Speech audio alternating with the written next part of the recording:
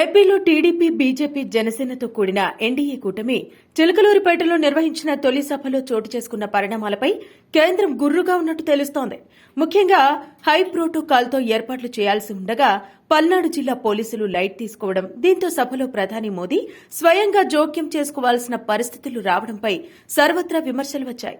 ఈ నేపథ్యంలో కేంద్రం ఆదేశాలతో ఎన్డీఏ కూటమి నేతలు నిన్న ఏసీకి ఫిర్యాదు చేశారు. పల్నాడు సభలో శాంతి భద్రతల నియంత్రణలో పోలీసుల వైఫల్యం స్పష్టంగా కనిపించింది.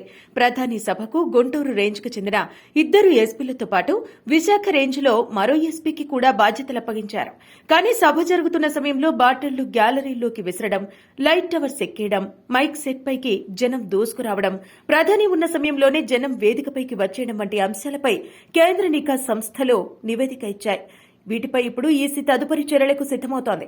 ప్రధాని సభకు తగిన ప్రోటోకాల్ ఏర్పాట్లు చేయకపోవడం, భారీ ఎత్తున జనం వస్తారని తెలిసినా వారిని నియంత్రించేందుకు తగిన ఏర్పాట్లు చేసుకోకపోవడం, ప్రధాని మోదీ నేరుగా జోక్యం చేసుకుని హెచ్చరిస్తున్నా జనం లైటింగ్ టవర్స్, మైక్ సెట్ల నుంచి దూరంగా వెళ్లిపోవడం వంటి పరిణామాల్ని తీవ్ర భద్రతా లోపాలుగానే పరిగణిస్తున్నట్టు తెలుస్తోంది.